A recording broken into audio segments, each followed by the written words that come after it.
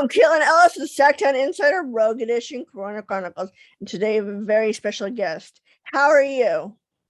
I'm doing well. How are you? I'm great, and I want to thank you so much for taking the time and joining us today. Can you Sure. please tell our audience your name and a little bit about you? Sure. My name is John D. Michaels. I usually don't put a D in my name, but I had to for IMDb purposes because there was too many other John Michaels.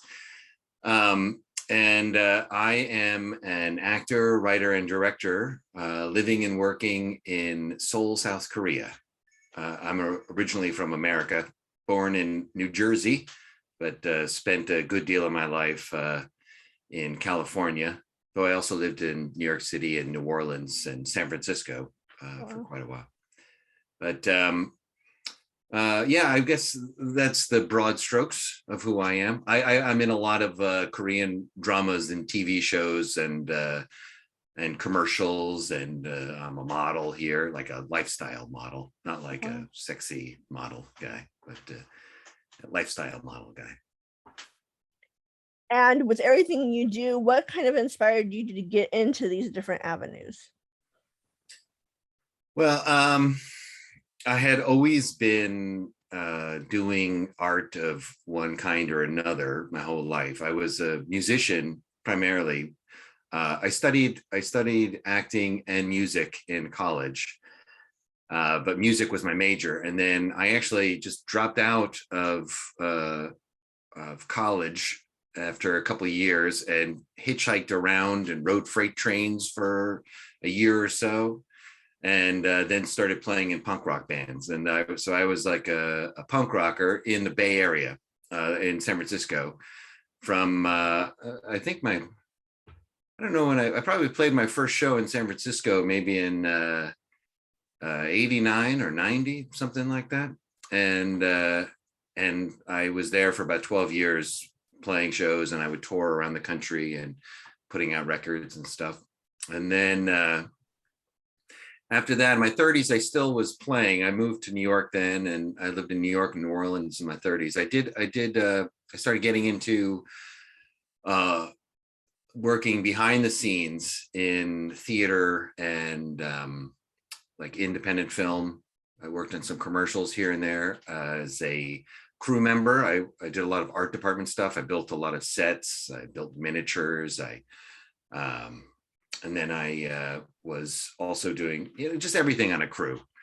But I had always been in love with acting from a very early age. I started acting when I was my first time on stage was when I was in 7th grade, where I had a lead role in a play, and really loved it. And but I never saw that it was a possibility for me, because in America, I'm very ordinary. I'm just one of 10 zillion other guys who look just like me. And so I never felt like there was anything special about me. And I saw all these other people. I was working in this industry, and I saw all these other actors who had, they didn't drop out. They finished their degree in theater or in the dramatic arts in some way, and then they were living and breathing, acting constantly. And I felt like I wasn't doing that, and so I would never be able to do that there. So I was just behind the scenes. And I really, aside from acting, I also really fell in love with the idea of directing as well. I have a very good friend who was directing indie films, and I just loved watching him work, and I helped him out on some of his stuff. But once again, it never seemed like something I could do. And then when I came to Seoul, I came here. I was a videographer, and I came here for a 1-week job. And then I was supposed to go to Hong Kong for a 2-week job. And then I was supposed to come back. And I had never been to Asia before. I never even had a passport before. I was 43 years old. But some friends of mine were hiring me to bring me over. And they say, get your passport. We think we're going to need you over here. So I got my first passport ever, and they brought me over. And on my flight over here, my job canceled. So I arrived to no job, and so I was waiting here for 10 days before I would go on to Hong Kong. And while I was here, I met the owner of the cafe in my neighborhood, and I just started hanging out there. And it was this wonderful little group of people that hung out at this cafe every day. Nobody really spoke English very well at all, and I spoke no Korean, but everybody was just so sweet and open. And then the day before I was supposed to go to Hong Kong, that job canceled as well, and they were just going to send me back to America. And like I said, I had never been anywhere really. I had been to Canada and Mexico because when I was younger, you could go to both places just with a driver's license. You didn't need a passport. So I'd been to both those places, but I had never been off of North America. And it was my dream to live somewhere else that didn't speak my language and learn a different language, and, you know, just all of that. And it was kind of like a shame in my life that I had never done that. But I never had any money because I was always this artist guy, you know. So they were going to send me back, and I said, no, I don't want to go back. And I had gotten a little bit of money for the cancellation fee. It wasn't much, but it was enough to stay here until another job did come up in Hong Kong. I worked there for a little bit and then just came back. And then 5 months later, I met a woman and fell in love. And then I decided to stay. I mean, she had no interest in going to America. So then I stayed here, and then I had to figure out what to do. And I had dropped out of college, so I wasn't, I couldn't really be a teacher. I did some teaching for sure, some like conversation English. I was a writer for a while. You know, I have a fairly good working knowledge of the English language. So so I felt okay doing that, but I didn't feel comfortable calling myself a teacher.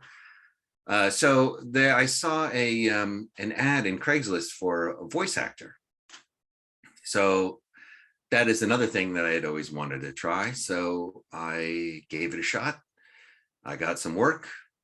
Another thing came up for a live actor commercial thing, and I did that, and it just started snowballing. And I think that because I had had so much experience on sets, in theaters, and I had done some plays and short films in America while I was doing all the behind the scenes stuff. I did do a little bit of acting here and there. I think it was, I think I surprised people with the fact that I knew my way around, and that kind of helped me, you know, get a reputation as somebody who knew what they were doing and was reliable and professional, and I just kind of built it up from there. You have a very interesting background, especially with you're not only an actor, you have all these different avenues you're in. So that's incredible to hear. For anybody looking to get into acting or directing or the other avenues you do, what advice would you give? I think the main thing is to just do it. This is the kind of the answer that everybody gives when I'll see something on YouTube or something when they ask a similar question. But it is so true. There are so many ways to make stuff now. And not only that, but it seems to me, I'm in my 50s, right? I'm my early 50s, but I'm in my 50s. And I'm still kind of using kind of these old stuff. I have a bunch of cameras back here. I have like a DSLR or a mirrorless, prosumer camera is what I make my movies with. And, but, you know, the people can easily do things with their phone, and the way people are creating stuff just on Instagram or TikTok or whatever, like I feel like there's like a new grammar that's developing and happening now. And I think there is always a way to do anything. If you can at least get a phone, you can do almost anything. And then not only that, but especially if you're a younger person, you are a part of now. You don't even know it. You are already a part of it. You are already within this new grammar that's developing for filmmaking. It's happening everywhere around us. It's like the air we breathe. We don't even know it's there, but it's happening. And all these young people are growing up with it, embedded in it. And so I would say you don't, it's always great to look back and look on older films and everything, but you don't have to feel like you have to, pay homage to what came before in that regard. I'm very excited by this new grammar that's developing, and I don't feel capable of engaging myself with it or doing it myself. It's like an alien language to me, but it's fascinating. And so I would say just keep doing whatever you can, and every outlet that allows you to express yourself in some way and engage with the world in some kind of creative way is worthwhile and valid, and you should just do it. That's what I would say. With Corona and everything else going on, with the filming community right now, everything's, a little different. How have you been affected by COVID-19? Well, so here we never had a lockdown here. People, there's always been people wearing masks here because we have there's like a longstanding tradition of, if you're sick, it's your job to protect the people around you, so you wear a mask. So people have been doing that for a very long time, and which I think, they're the way that culture skews towards collective thinking as opposed to individual thinking here, I think kind of allows for that. And then that, I think that also kind of informed, as soon as Corona happened and it became clear that wearing a mask was possibly a good preventative measure. Without question, everybody just started wearing masks. It was just a given. So for us here in Korea, it was we had this big outbreak that happened right towards the beginning, and when that happened, it was a little terrifying. And anybody who could stay home stayed home. And now I'm a freelance actor, so I just stayed home. And I had about 2 or 3 months where there was basically no work at all.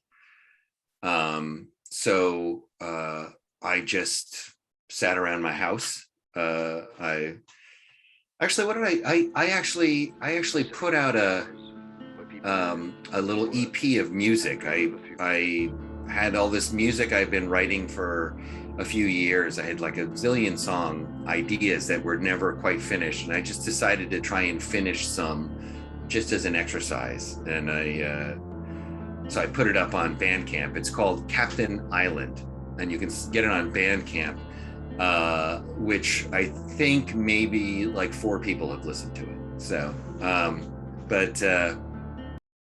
so I did that.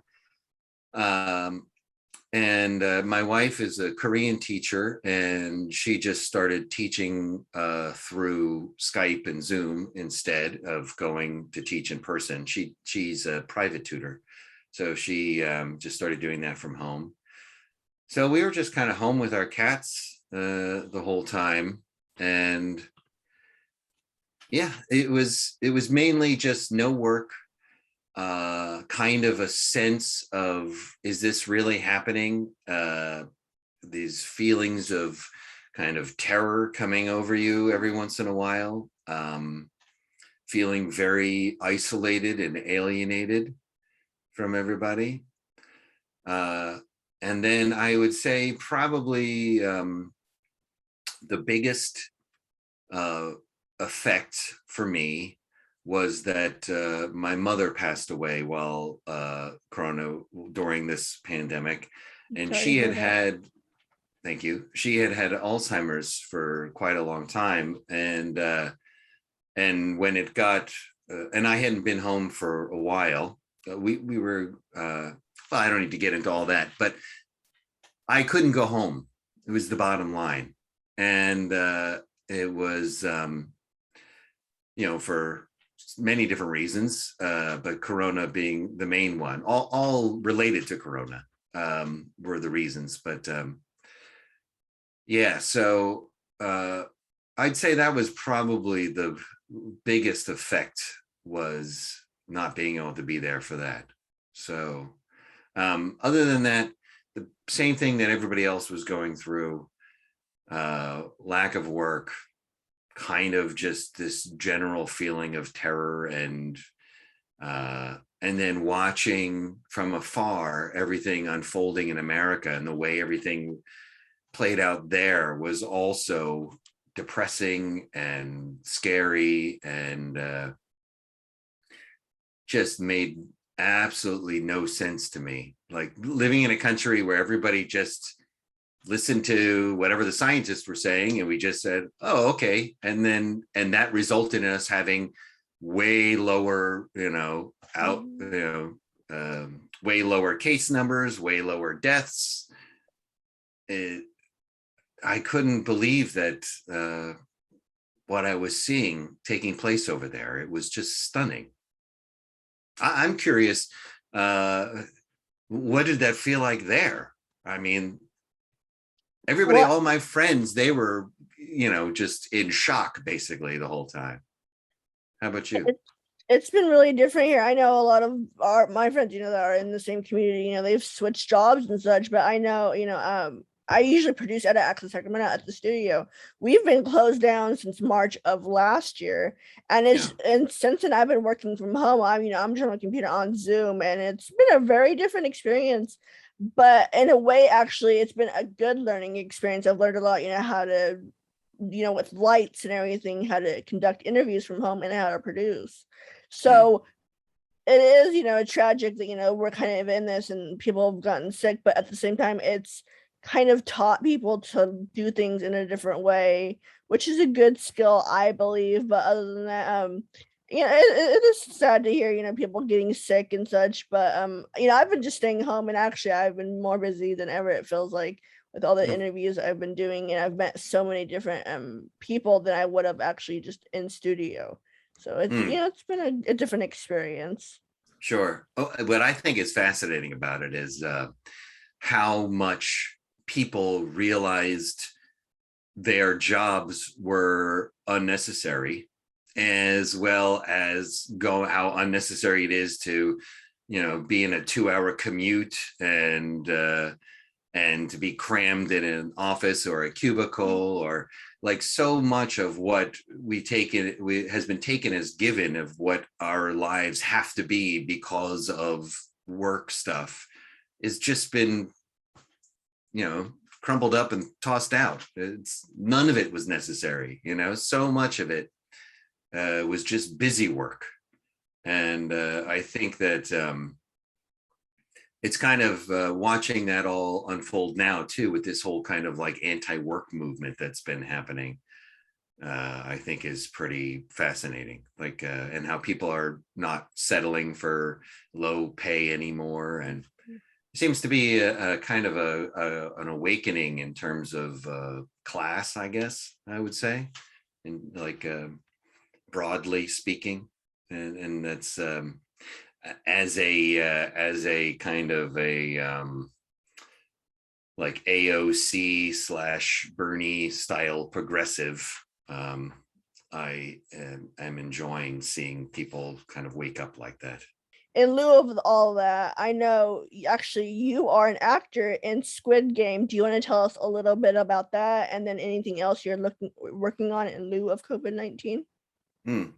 Sure. Well, it's a great segue with the talking about the effects of late stage capitalism on the world, because Squid Game kind of ties right into that. It was when I was shooting it, we had no idea really. We had a vague idea of the story. We didn't get all the scripts. I was first of all, I was VIP1 in the show. So there were like 3 principal VIPs: VIP1, 2, and 4. And we were so named, I believe, because of the order in which we first spoke. So when we first arrive into the area, the doors to the elevator open and I'm in front and I walk out and then I ask a question. So I'm the first VIP to speak. So I'm VIP1. But my mask never comes off. Only one of the VIPs, VIP4, an actor named Jeffrey Giuliano, who actually flew in from Thailand. He was the only one who took off his mask. So that was like kind of the interesting part of it too, to be in like the #1 show in the world, but also to have been behind a mask the whole time. Was people know I'm on Squid Game and then they think I'm everybody else other than me. They're like, oh wait, were you VIP 2? Oh wait, were you VIP 4? No, VIP 1. So the experience of shooting it was interesting. For everything that we do here as foreign actors working here, we rarely get like a full idea of what the whole show is, and we often don't know what the tone is because we're usually shooting for something that isn't on air yet. So it's a director's medium. And although K-dramas are kind of a writer's medium here too as well, but either way, it's not an actor's medium like the stage is, where the actor can make the show anything they want to. Like once the lights come up and you're on stage, you're responsible for the experience the audience has, and you can do anything you want. But you said you're an editor, like for us, it's the writer, director, and then the editor are the ones who determine what our performance is, and who our characters are. You can, if you just look at reality TV, like they just shoot like hours and hours of stuff, and then they make a story by grabbing little bits and pieces of what everybody said and faces they made, and none of that narrative that you see on the TV show may have actually happened in real life at all. Nothing at all. So the ability for an editor, along with the director, to create characters, or create narratives with characters that you had no idea about is always there. So it's like I said, it's a director's medium. We didn't really know what the whole story was. So it was kind of, it was a very unusual experience because the costuming and the sets were so outrageous and beautiful and crazy looking. And so it was hard to figure out exactly what was going on or what our characters were supposed to be. And then the dialogue was very kind of over the top as well. And so it was an interesting experience. Let's just say that. It was the crew themselves were incredibly professional, and like we are at the very end of the shoot schedule. Our scenes were some of the last things shot, and so they were really firing on all cylinders. And you might expect a director to be very kind of crazy by that point of a months-long schedule that has already had like to be shut down a couple times because of COVID, and but he was incredibly calm and thoughtful, and he just ran a very mellow ship, So it was was a very interesting experience shooting it, and I had no idea what to expect when it came out. And then when it came out and it was so popular, I was like, I got to say, I was a little terrified. Like, that's such a big thing to suddenly be thrust into the spotlight like that. It was a little frightening. And then, you know, we've got like that was the first time in my life I ever did the thing that a good friend of mine, when I used to write for magazines, when I was just getting started, a friend of mine who had been writing for a long time said to me, he said, just don't read the comments. Whatever you do, don't read the comments. You're not going to get anything good out of it. And, you know, the negative stuff is just not good for your soul. So this was the first time that I actually put that into practice. Like, as soon as the reviews started coming out, I looked at a couple reviews, and then I saw one comment complaining about our roles. And I was like, okay, I need to step away from this because this is going to be too big and overwhelming. And then we did indeed get some negative stuff. And we did an interview where I kind of addressed some of the same issues I just talked about here. So I felt really good about saying my piece. But when it first came out and that happened, it was, you know, kind of crushing and, you know, soul aching. And then I did that interview for The Guardian, which I recommend everybody look at. It was I think you can just look up The Guardian and Squid Game VIPs or something like that, and it'll come up. I got to say my piece about how I felt about everything, and that was pretty well received. And what a bizarre experience that was, to suddenly, I mean, I'm just the same as you. I'm just some ordinary human being who just kind of is puttering their way through life like everybody else. And suddenly the whole world is looking at you and talking about you, and then you respond. And so suddenly I'm talking back to the world, which is insane. And so hard to wrap your head around. And then that story was well received. And then it got cut up and repasted and put into a zillion different outlets. And then that was like a game of telephone or operator. I'm not sure what you guys call it, but where, you know, you say a sentence and you tell it to whisper to somebody else, and they whisper and whisper, and you get to the other end of the chain. It's completely different. It was like that, where every time it was repurposed, it was completely different. Like they were misattributing, quotes to the different guys. They were saying that I was VIP too, or they were saying, you know, somebody else was somebody else. And that experience, it suddenly just really clicked home that nobody knows anything about what the reality of the situation was. Nobody knows what I went through. Nobody knows my experience. I'm the only one who knows. And really, what everybody else says is just a bunch of noise, and it doesn't matter. And that goes for the good as well, the good and the bad. Because like I said, it's a director's medium. So, you know, like we'll do for a lot of this stuff, you do one take.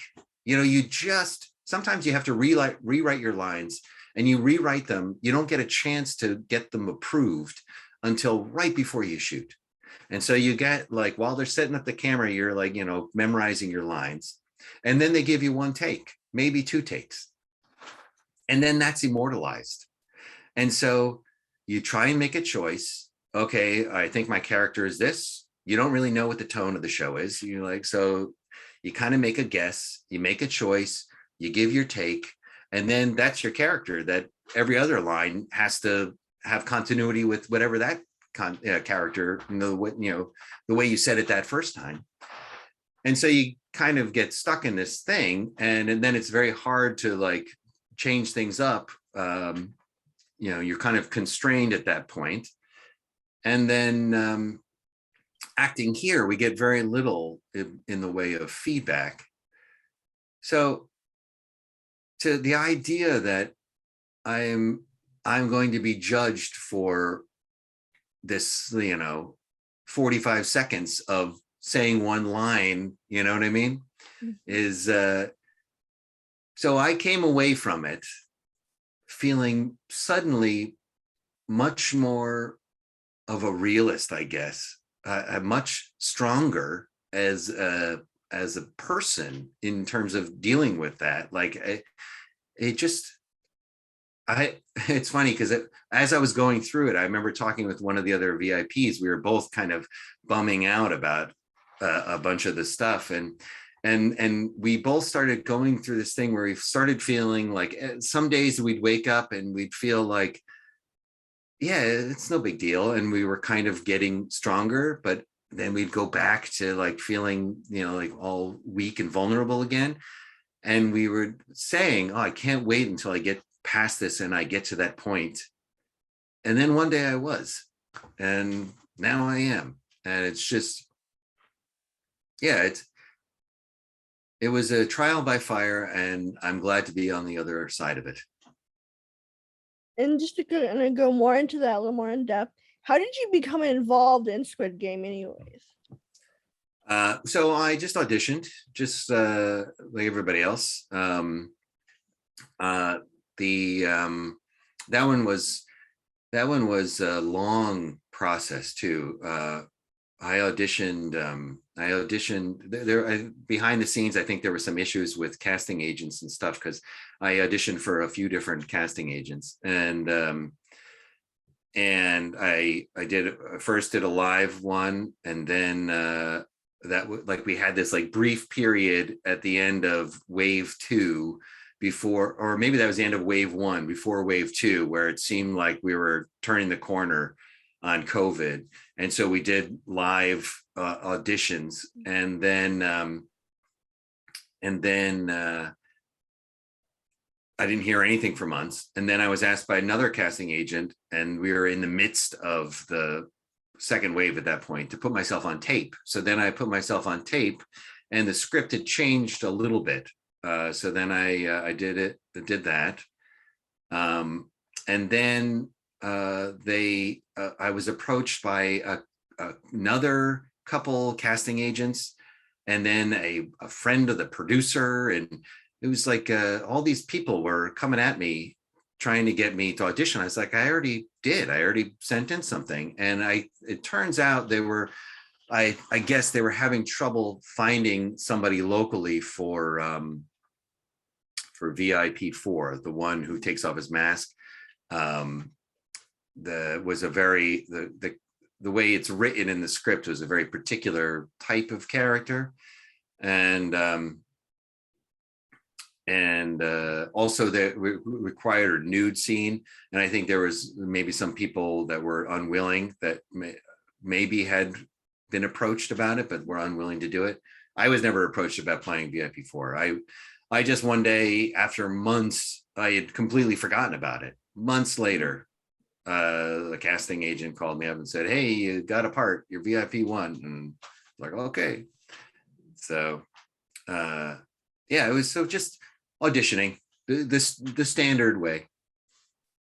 That's great to hear, and it's really interesting to hear, everything you've done with this, kind of behind the scenes and such. Is there anything else you'd like to share with our audience at this time? Maybe something you're working on in the future or now? Yeah, sure. Well, I will say this. You can go, I play music. I'm a writer, I'm a director. And so I also do theater. I did a play last year. And I post stuff up on my YouTube channel, which if you just search John D. Michaels on YouTube, it should come up. The channel should come up. I think there's a black and white picture of me on there for my my avatar. But if you go onto there, you can see I post if you go to the playlist, they'll have like the, things I've directed, music by me, and theater stuff. Or you can just go through the videos. There's not that much stuff on there. But you can kind of see the stuff I do. But then I've got a couple of big movies that are coming out soon. There's Emergency Declaration, in Korean, Bisang Sanan. That's starring Song Kang-ho, who is the star of Parasite, which won the Oscar. Song Kang-ho and Lee Byung-hun, who is those two are probably the two biggest actors in Korea. Them and Lee Jung-jae, the guy who is the lead in Squid Game, are probably the biggest actors in Korea, especially internationally. And then Im Shi-won, who was used to be a K-pop singer and is now an actor, and he's a fantastic actor. They're the stars of Emergency Declaration. It played at Cannes last year and was well received. And I found out just like last week, it got picked up for US distribution. So that'll be in theaters in the US, I think in 2022. And then I think maybe the end of this year, and I'm not sure if this is going to have an international release or not, which would be ironic because the title is Confidential Assignment 2 International. But that's a movie that is the sequel to Confidential Assignment 1, or Gongjo in Korean. That is the sequel involves a U.S. FBI agent named who is played by Daniel Henney, who was in Criminal Minds in the States and is now one of the principal leads in the Wheel of Time. Is that what it's called? The new Amazon show that's coming out, the fantasy show, starring Rosamund Pike. But he's on that. So I play his boss, in his FBI boss in Confidential Assignment 2 International. And I think that's supposed to come out the end of this year, but I'm not sure. That might be getting pushed back because of Corona as well. But they usually announce the release dates very close to when they come out here in Korea. So, and then, so those are the two kind of bigger things that are coming out. And then also I do a lot of independent films, and I have two short films coming out soon, both of them science fiction, one of them a science fiction drama, one of them a science fiction comedy. And those will be hopefully going out to film festivals in the next month or so. They're both supposed to be done within the next month or so. One is called Sentence, the drama one, and the comedy one is called Conception. And that one, Conception, was written and directed by a good friend of mine that I've done a few things with, named Calvin Yeager. And if you look up his stuff, he's done some great stuff. And the Sentence is written and directed by Seung-min Cho, a Korean writer and director who is very talented. And I think he's looking to make a move to America after this one. So be on the lookout for him too. I had this thing stationed here I had wanted to share. I also will make because I was saying how I was like behind the scenes, I'd make miniatures and stuff like that. So I also worked on props. And this was a prop that I had made for a play that I did, where the characters eat a human leg. And I would put a chunk of Spam on here, and I would carve it into toes, and then a chunk here, and I would put strawberry jelly on it. And then the characters would pick the toes off and eat the toes and eat the chunk of meat over here.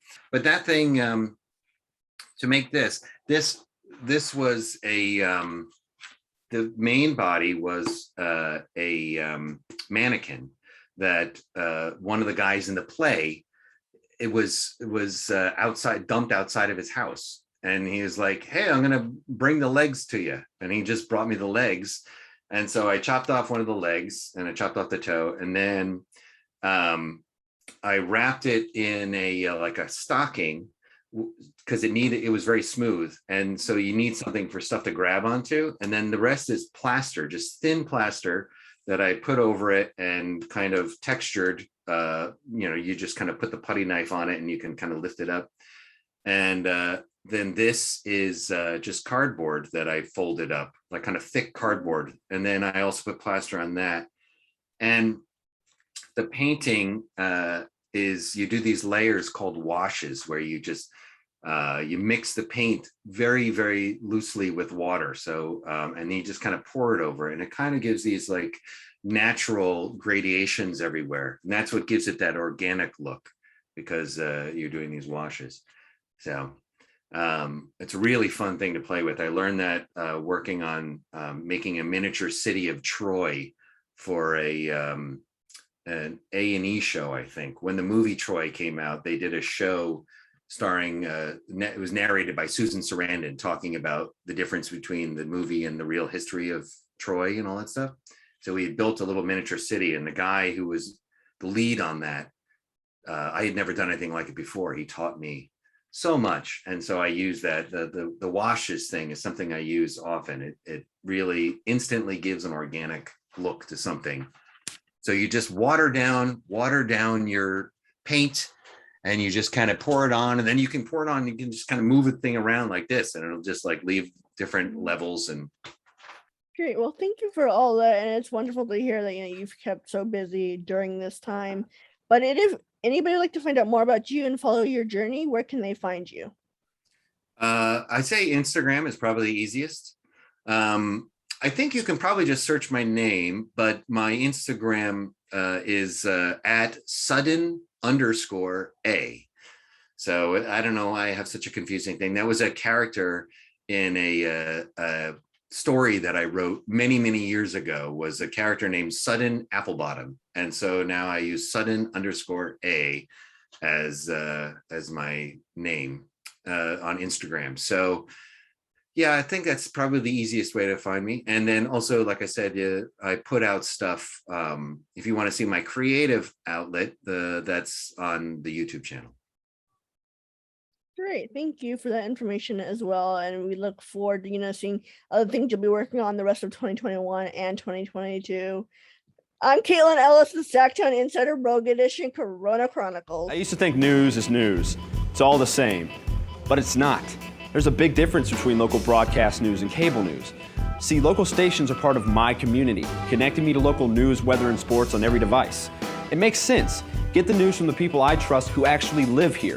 No agenda, no bias like on cable shout shows or social media, just facts. For news I can trust, I stay local. Support your local stations. Text TV to 52886 today.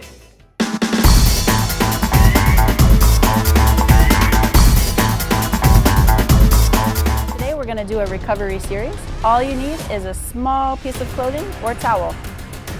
Are you ready? Let's cirque it out.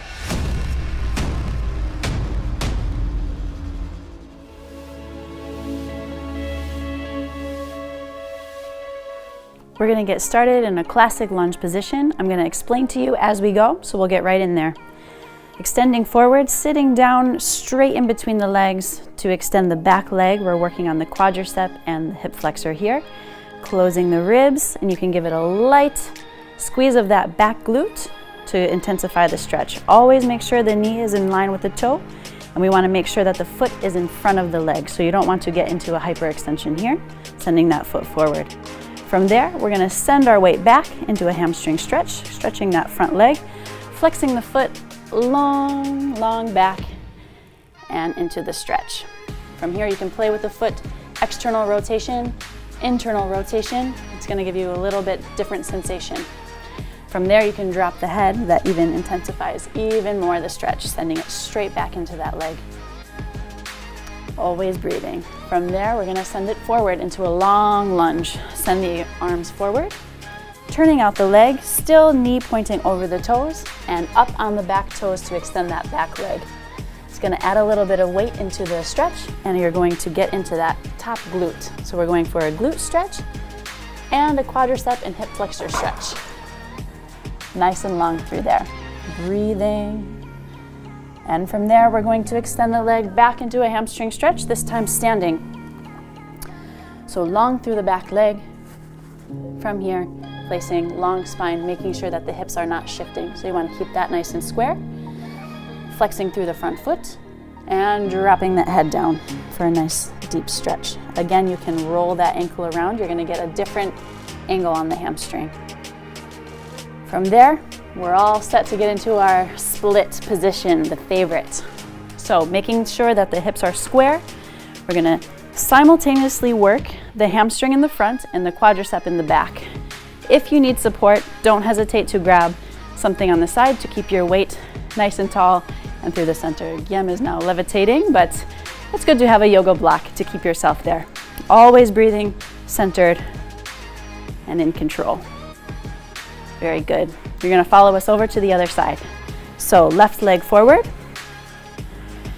Once again, reminding everything in line, sitting straight down between the legs. You can intensify by squeezing that glute and long through that body. Always breathing. Very good. Sending it back to a hamstring stretch. Listening to the body. It can be different from side to side. You can play with the foot again, dropping through the head. And long, long hamstring stretch. From there, sending the weight forward, long lunge, turning out the leg, still aligned with the toe. Sending the arms forward and straight, back leg up. And we have the glute and the back leg elongated in the hip flexor and quadricep. Nice long lunge. Breathing into that stretch. Last hamstring stretch. Popping the hips up, legs straight, square hips, ribs closed, head is coming down, flexing the foot, and allowing yourself to find your optimum stretch in this position.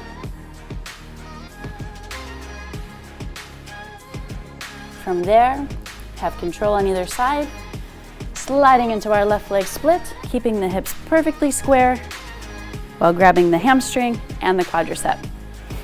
Chest nice and tall and in control. That's our right and left side. Now we're gonna prep to get into our straddle. So sending the legs off to the side. Nice and even, sitting tall on your sits bones. We're gonna head over to the side first. So bringing the arm up over, keeping the ribs closed and trying to keep both sits bones on the floor from here. Now you can vary by bringing the chest down toward the floor. You're gonna get a different angle on that side body. And rotating upward, chest to the ceiling. And of course, always breathing. From there, send the body long, up and over to the other side, closing the ribs, sits bones on the floor, and playing with that side body to make sure you're getting the full stretch. You can reach up, rotate, breathing into that side body, and sending the body long to prepare to come down to the center. Take your time, we're going for the inner thighs. Walk those hands forward. Breathing. And long. On the exhale, see if you can get a little bit further. So inhale, give trust to your body. Exhale, and bring it a little bit further. Very good. Slowly walk your way back up. That's our lower body for today. We're gonna grab our small towel or piece of clothing, get into the upper body. From here, you're gonna start conservative and take care of your shoulders. Start a little bit wider than shoulder width apart. And from there, we're gonna rotate the arms back. If there's a part that's sticky, come back, reset the hand, and start over again. Getting into that deep stretch. From there, I'm gonna rotate my wrists. I'm gonna get into the forearms, sending the arms long, and complete that full circle. Getting the shoulders completely warmed up and into the rotator cuff. Very good. If you want to give it a challenge, you just start walking the hands in closer together and narrowing your grip. So again, sending it back. The moment that you get your maximum stretch, give it a hold, rotate the wrist, sending it back, complete the circle, and bring it up, back, and around. Very good, that's all the shoulder in there. Now we're gonna send it behind. One arm up, one arm down. Very good. We're gonna get into the tricep first by pulling down on your piece of clothing and extending tall into that top tricep. That's it. From there, you can wiggle your hands together. See if you can get those fingers to touch. Yes. And release. Slowly, slowly. And try it over on the other side. Grabbing. First getting into the triceps, long into that side body. Extend, staying inside your ribs. There you are. Breathing, of course. Walk the hands up close together. Okay, from there, slowly release. You can get rid of our piece of clothing there, shake out the shoulders, get yourself turned around, and we'll get into the neck. So from there, taking one hand underneath your ankle as like an anchor. Your free arm, you're gonna reach up and over, grabbing the top of the head over to the ear, and slightly apply some weight to that side. Breathing into that side neck, into your trapezius muscles. From there, we can do a variation by looking down, breathing, stretching, and also looking up, targeting different muscles on that neck. Back to center, slowly recover, and over to the other side. So set yourself up, we're gonna anchor under that ankle, free arm up and over, lightly apply weight to the head, sending it long. On this side, I'm gonna add a little variation to intensify. You can release that hand, send it far, and flex at the wrist. You can turn the doorknob again. You get all kinds of different things here. And turn the head down, reaching long. You can play with the angle of the arm as well. And looking up.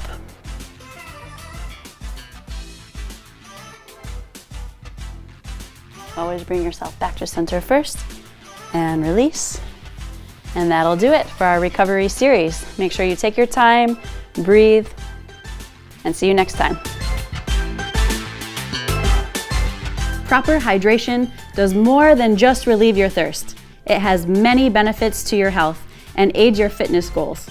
Water regulates your internal body temperature, which rises during performance. It is the main component of your blood, which gives your cells the oxygen and nutrients it needs while carrying waste out of the body and helps the body recover by keeping all bodily functions running with ease. An easy way to check your hydration level is to check the color of your urine. The lighter and more transparent, the better.